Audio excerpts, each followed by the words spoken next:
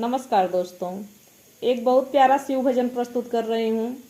गीत पूरा सुनकर आप लोग कमेंट कीजिएगा कि इसमें क्या कुछ समय सुधार करने की आवश्यकता है।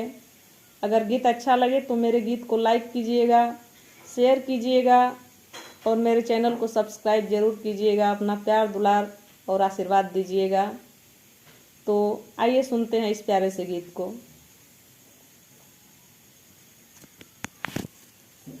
सावन महीनवा हमें बड़ा पावन, बड़ा मन भावन ना। सावन महीनवा हमें बड़ा पावन, बड़ा मन भावन ना। हम हूँ सावन में सजबे कंवरिया, जइबे बाबा नगरिया ना। हम हूँ सावन में सजबे कंवरिया, जइबे बाबा नगरिया ना। सावन महीना हमें बड़ा पावन, बड़ा मन भावन ना। हम हूँ सावन में सजबो कंवरिया, जइबे बाबा नगरिया ना। हम हूँ सावन में सजबो कंवरिया, जइबो बाबा नगरिया ना। गागर भर बे जोड़ा जोड़ा गंगा जी के पानी में। गागर भर बे जोड़ा जोड़ा गंगा जी के पानी में। कांवर ले दरबार में जइबे, बम भोला वरदानी के। कांवर ले दरबार में जइबे, बम भोला वरदानी के।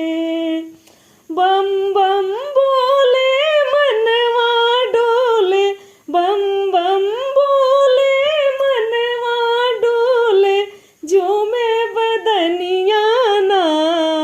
हम हूँ सावन में सजबो कंवरिया, जइबो बाबा नगरिया ना। हम हूँ सावन में सजबो कंवरिया, जइबो बाबा नगरिया ना। हम हूँ सावन में सजबो कंवरिया, जइबो बाबा नगरिया ना। दुर्गम डगरिया सुइया जलबिया, गोरियारी मारे लहरिया। दुर्गम डगरिया सुइया जलबिया, गोरियारी मारे लहरिया। इंद्रावन बन भूत बंगला, होत चली अली दरसानिया। इंद्रावन बन भूत बंगला, होत चली आई दरसानिया। झारखंड की देवघर नगरिया, झारखंड की देवघर नगरिया, राउर कचहरिया ना। हम हूँ सावन में सजबे कंवरिया, जइबे बाबा नगरिया ना। हम हूँ सावन में सजबो कंवरिया, जइबो बाबा नगरिया ना। हम हूँ सावन में सजबो कंवरिया, जइबो बाबा नगरिया ना।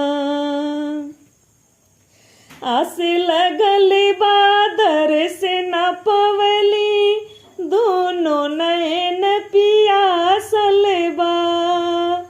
आस लागल बादर से न पवली, दोनों नैन पियासल बा। कृपा दृष्टि से देखी बाबा, हमरो असरा लागल बा। कृपा दृष्टि से देखी शिव जी, हमरो असरा लागल बा। रंजना तन मन धन सब अर्पण, रंजना तन मन धन सब अर्पण, बाबा चरनिया ना। हमहू सावन में सजब कंवरिया, जइबो बाबा नगरिया ना। हमहू सावन में सजबो कंवरिया, जइबो बाबा नगरिया ना। हमहू सावन में सजबो कंवरिया, जइबे बाबा नगरिया ना। सावन महीना में बड़ा पावन, बड़ा मन भावन ना। हमहू सावन में सजबो कंवरिया, जइबे बाबा नगरिया ना। हमहू सावन में सजबो कंवरिया, जइबो बाबा नगरिया ना।